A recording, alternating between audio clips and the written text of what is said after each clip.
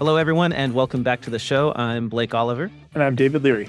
And we're talking today about the accounting talent crisis and the CPA pipeline problem. We're joined by Lexy Kessler and Sue Coffey. Lexy Kessler is the Mid-Atlantic regional leader at Aprio and a board member at the AICPA. She's also a past chair of the Maryland Association of CPAs. Lexy, welcome to the show. Thank you. Sue Coffey is the CEO of Public Accounting at the American Institute of Certified Public Accountants. Sue, it's great to have you back on the program. Happy to be here. Thanks for inviting us. Lexy Kessler is the chair, and Sue Coffey is a member of the National Pipeline Advisory Group, a committee created by the AICPA in May of 2023 as a profession-wide effort to tackle the talent shortage and attract more people to a rewarding career in accounting. The National Pipeline Advisory Group delivered a progress report to AICPA's Governing Council in October and is expected to deliver a draft national strategy plan in May of 2024. We are very excited. David and I are very excited to talk to you about this because the talent shortage is a topic that we, I think, probably discuss the most on our podcast and that our listeners are very passionate about. And so we really appreciate you coming on the program. Sure. My pleasure too. I'm glad to be here. So, Lexy, I will start with you. The committee, the National Pipeline Advisory Group, has stated that nothing is off the table. So what is an example of a topic that is on the table that hasn't been before when it comes to the pipeline problem? Well, I don't know if I can speak to what hasn't been on the table before, but I can speak to now. The elephant in the room is 120-150, substantial equivalency. We are definitely having conversations about that and understanding perspectives that come with that, whether it be from the regulator side, academia, big firm, small firm, business and industry, and really trying to understand the perspectives as well as the data that's behind it. But that is very much in the conversations. And when we say in the conversations, are we talking about completely eliminating it, creating alternate pathways like Minnesota is considering? How far is the committee thinking about going? The committee has nothing off the table. We are talking about all possibilities and then understanding if this, then what, right? To make sure that we're making informed recommendations. But I would say we're probably maybe about halfway through the conversation of that and considering it. We do have a working group that is focusing solely on substantial equivalency with the NPAG. We call it NPAG to save you the words during the conversation. Okay, good. That's what I've been calling it too, but now it's official. Yes, NPAG, it's official. You can call it that. So yeah, we are looking at different perspectives on it though. And Okay. if I could just add, one of the things that we're going to be doing throughout the months of January and February are testing some of the solutions that working group has been considering. So we've got a national survey that's going to be going out probably towards the end of, March. But throughout the months of January and February, we're going to be speaking with a number of groups because this process was designed to be highly inclusive, to engage as many people as possible in the solution, because you guys know our profession is at its best when we work together to address challenges. And we've had significant success over many years with that approach, and this is no different. So, Sounds great.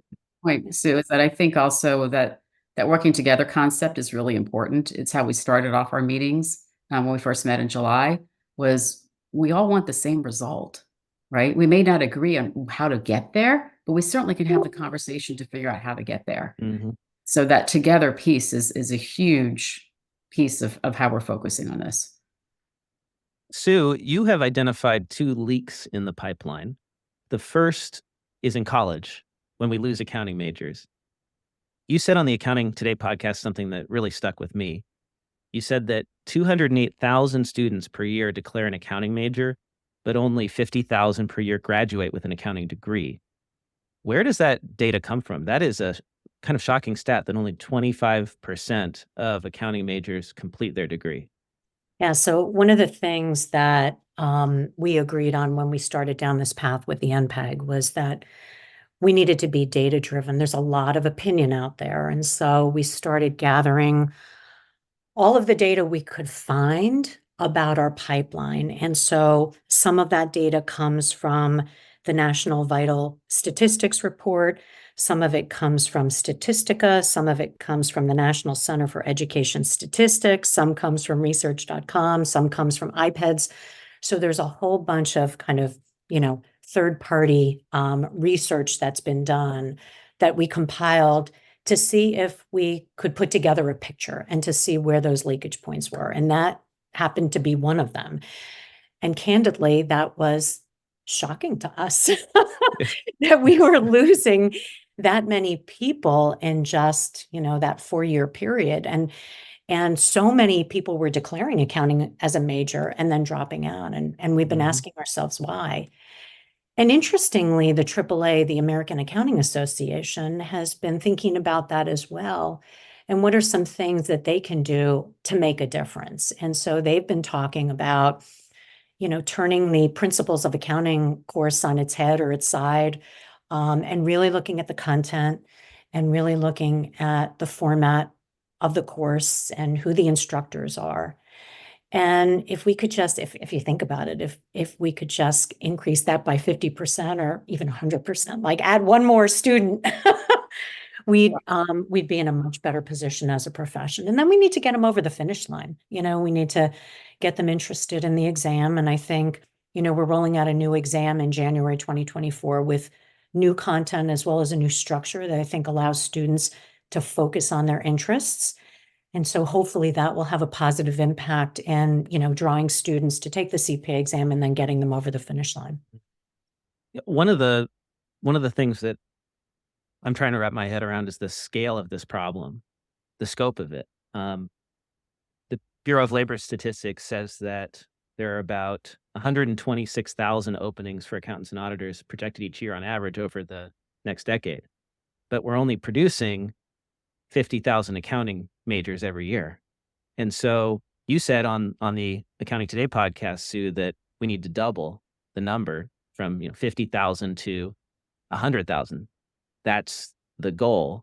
And that would get us like a little closer. It wouldn't quite fill the gap, but it would get us closer to fill in the gap of accounting jobs and accounting majors. Yeah. How do we, I guess my question is just like, how can any of the things that we've talked about plug this gap? Even removing the 150-hour rule, I think the most rosy projections by academics who have studied this suggest that we can increase the number of CPAs by 25% if we did that. So I think we're looking at short-term, midterm, and then a longer term of modernizing the CPA license itself, right? And so you're right. Some of it, if we can just get more of a piece of the pie of just students that enroll in accounting and getting them to stay and then going on to sit for the exam and then pass the exam, that's short term, right? Because they're in college right now. But then if we start looking at high school, getting them into college, making them aware of what accounting is, changing the narrative about what accounting is, and getting just the top of the pipeline, let's call it, when they get into college to be bigger, then we have a better shot too. So there's simultaneous irons in the fire on this.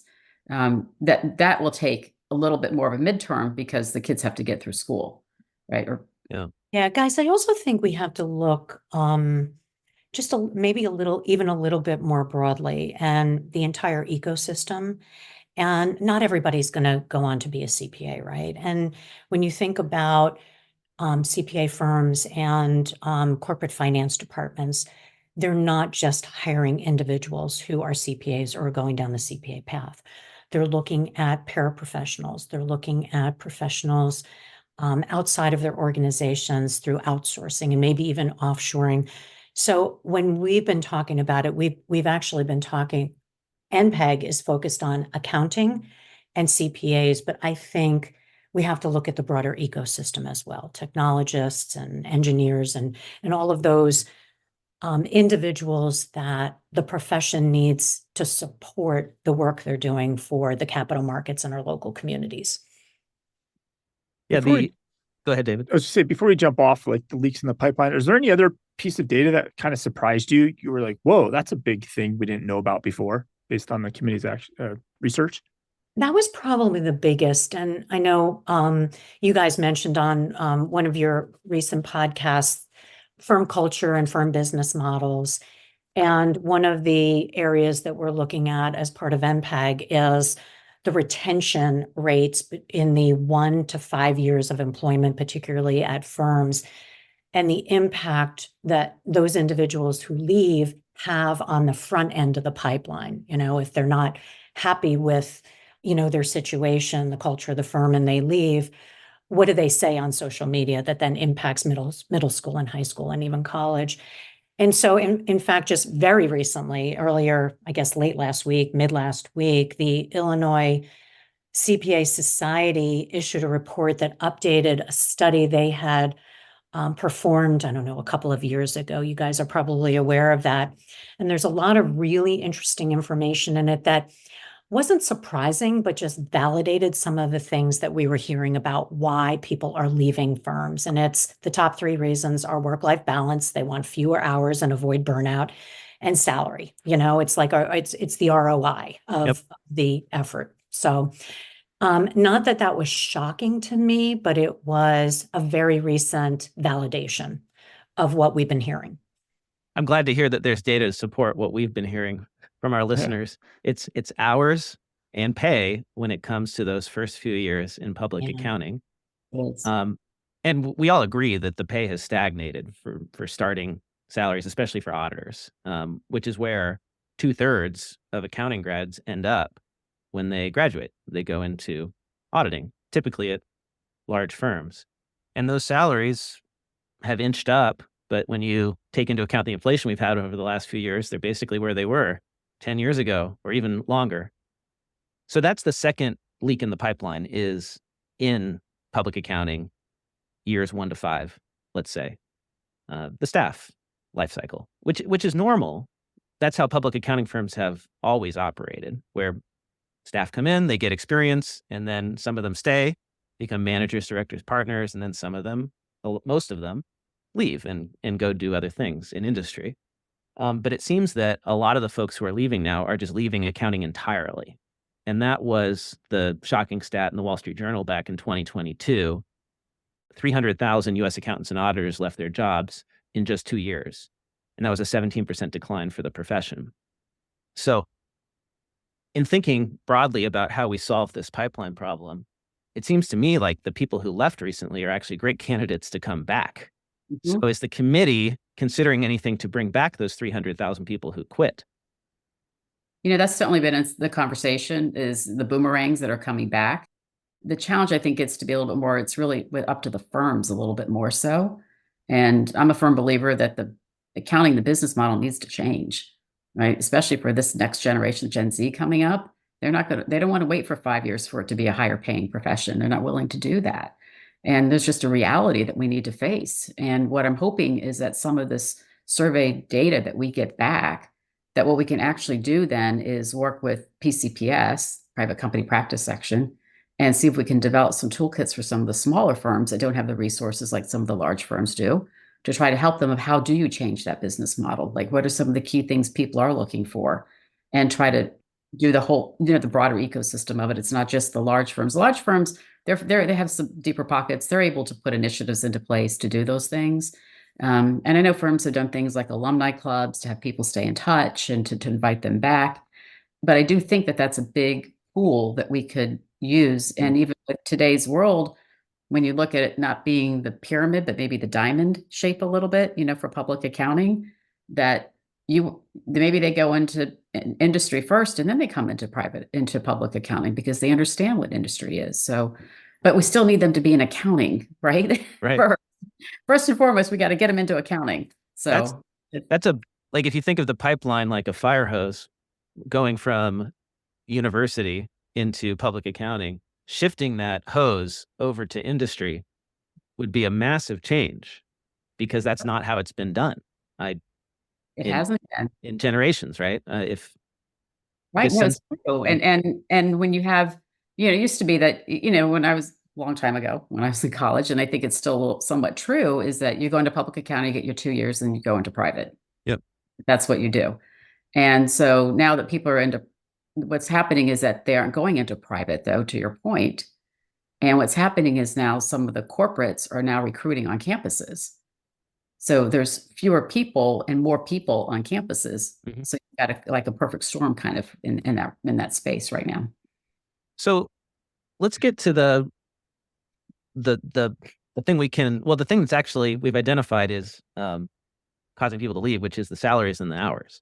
So I'll let you pick which one we start with. How do we address the low salaries, or how do we get firms to stop burning out their staff with too many hours? That's a great So if question. I, oh, Go I ahead, was, Sue. Go ahead. yeah, if I was going to start, and because I mentioned it as ROI, to me, it really depends on what motivates the individual. For one, it may be they need the flexibility, and the flexibility is worth a certain salary. For another, they don't need the flexibility and they're willing to work as many hours as needed, but they want to be paid for it. I think about my oldest son was a finance major and he made the choice not to work on Wall Street because he didn't want to work 100 hours a week, and my other son decided the opposite. So it's candidly, to each his own. The ROI just has to be there for them. Right. Well, I know that some small firms allow their staff to choose how many hours they work, and they don't require everybody to be full-time or more than full-time. Yeah. What about Some small firms have really done some innovative things. And I almost think that smaller firms, they're not like the aircraft. It's not like turning an aircraft carrier of a massive organization, right? Sometimes I think smaller firms can be way more nimble when they decide they need to do something. Mhm. So it's been kind of interesting watching what's going on. So an example of that creativity is, do you want to work 40 hours a week in tax season? Or are you willing to work 55 or 60, whatever it is? Right. And if you want 40, this is your compensation. If you want 55 or 60, this is your compensation, your choice. Right. Which one do you want? Now, we can encourage firms all we want to offer that kind of flexibility, but it's not really in their interest, short term anyway, to do so, because it's more expensive to have more people working fewer hours. And that's why firms prefer to have fewer staff working 50 to 60 hours, especially when they don't have to pay them overtime. Now, accounting is one of those interesting professions where staff are often exempt from overtime. And I wonder, is that one of those things on the table? Should we, as a profession, say staff need to get paid overtime when they work overtime? Yeah, I'm not sure I'm qualified to answer that question, Blake. Yeah. Has it been part of the discussions? Let's set aside legal overtime from I think you're suggesting maybe just the concept of overtime, right? Not like what constitutes legal. Well, it's like, it depends obviously on the state, but professional staff are exempt from overtime rules that apply to many workers in the United States. Over 40 hours in a week, Right. and you get time and a half, right? That sort of thing. And so, like, firms are allowed to work staff as many hours as they want in many places. So would perhaps the AICPA could advocate to eliminate those overtime exemptions, which would improve the quality of life and work-life balance of all the staff. But this is a business model issue, candidly, guys. And if a firm wants to do that, they could do that today. Mhm. And I think it just gets back to what type of culture do you want within your firm? How do you want to treat your employees? And what do you want to give them in terms of compensation? And how do you want to regulate their hours? There is nothing that says a firm can't pay their staff overtime or give them bonuses for those hours. So I guess I put it in it's all part of thinking about how you want to operate your business, Right. what you want to be. The issue, though, is that if And I'm a firm that does that, if I offer my staff overtime and I pay them more as a result, I'm at a competitive disadvantage against a firm that doesn't. I'm watching that show, The Gilded Age. I love that show on HBO Max. And this is exactly the sort of arguments that factory owners were having with factory workers back in 1890. But guys, maybe I'm more competitive because I have a lower turnover rate and I get higher quality people in whatever market I'm working in. So I'm not sure one equates to the other. I think you have to look at it as an investment, quite frankly, because if you can invest in your people, Mhm. stay, right? And hopefully they continue to work on, and then they tell their friends, they come and join, you get more people working for you, which frees up partners to be able to go out and bring in more work, which then will keep those people busy. It So I sounds think like you're suggesting this is a carrot to get the firms to change their behaviors. But do we really need a stick? no, Like no, at some no, level? no. I'm saying that this is a philosophy of how you Yeah. want to run an organization, which I think we just need to change how we're thinking of this. Another side of the problem, and I'm picking on audit because it's easy, and that's where most people go, is the commoditization of audit, the regulation of audit that has led to, in my view, every audit being the same. To the marketplace, to an audit committee, an audit by one of the big four is the same. And an audit by a regional firm is the same as every other audit by every other regional firm. So this has led to competition on price, because when you can't differentiate a product, what do you compete on? You compete on, well, relationships, and that works to an extent, but in the end, it becomes price right after service. So you have, audit partners who have to like bid very low. And so the margins become thin, and the only way to make a profit in a commodity type environment is to, get as many hours out of your staff as you can and bid low. Like, so it feels like we've created this problem in the profession, and no individual firm can actually change it because salaries are determined by the market, not by individual firms. Is there a need to revisit how we have regulated audit? So go ahead, Lexi, and then I'll follow up. Yeah, I was speaking more from the firm perspective, is that I do understand what you're saying about the commoditization, and there is some of that. I agree. I've been there. I've been an audit partner most of my career. But I also do believe that it's not all that, though. There is so much more in that with the relationship with the client. And I'm not in public company space. So you need to know that that's not, I don't work in that world, and that is a little bit different. Just the regulations around it are a little bit more strict. But the ability to work with a client, yeah, it's an audit, but there's so much more than you do than an audit. An audit is just one piece of the entire relationship. Mhm. That's what we talk about, is that it's not just, here's your financial statement. Anybody can give you just a financial statement if that's what you want.